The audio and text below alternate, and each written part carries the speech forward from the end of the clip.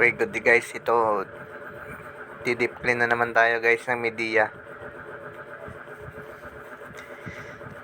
Media na naman guys yung didip clean natin ngayon.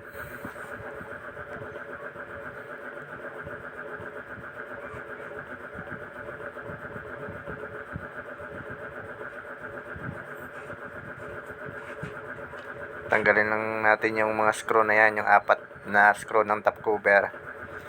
Tapos yung wire niya dito guys, wiring niya dito, luwagan lang natin. Tanggalin natin sa pagkabuhol dyan sa gilid.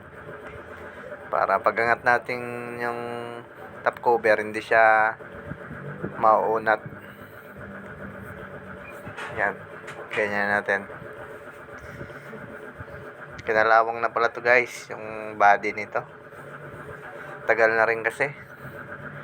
5 years na daw mahigit yata to sa may-ari. Kaya yun, tinamaan na ng kalawang. Binaha na rin ito guys. Yung washing na to, binaha na rin.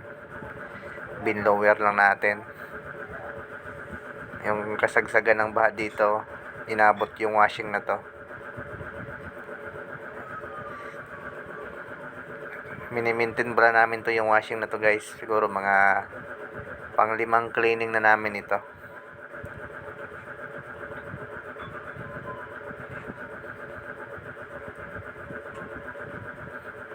Tanggalin na natin yung pulsator. Yan, no, kahit naka-maintain, madumi talaga siya. Ang bilis magdumi.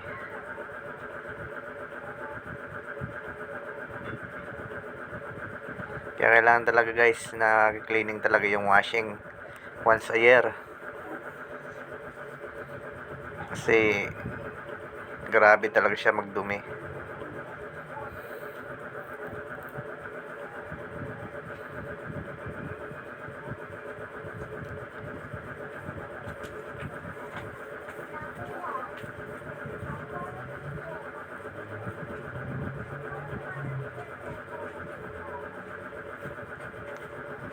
Tanggalin na natin yung bolts niya guys. 4 yan, number 10.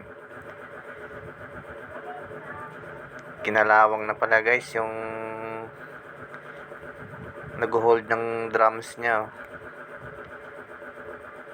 Tinamaan na ng kalawang. Yan, sobrang dumi.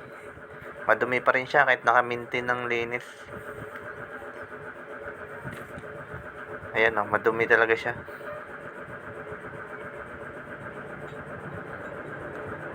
Ang gawin natin guys, pressure washer natin yan. Kutkurin. Kuskusin ng Scotch Brite or steel wool. Tapos minamuriatic pa namin yan, yung mga matitigas. Ayan o, maayos na, makakintab na. Malinis na siya. Tapos blowerin natin yung mga electronics guys, yung mga wiring, sockets. Tsaka i-testing natin pagkatapos. Testing natin sa wash, testing natin sa spin. Para goods pa rin siya, iwan. Yan o, tinaman na yung kalawang ilalim. Okay, maraming salamat sa panonood.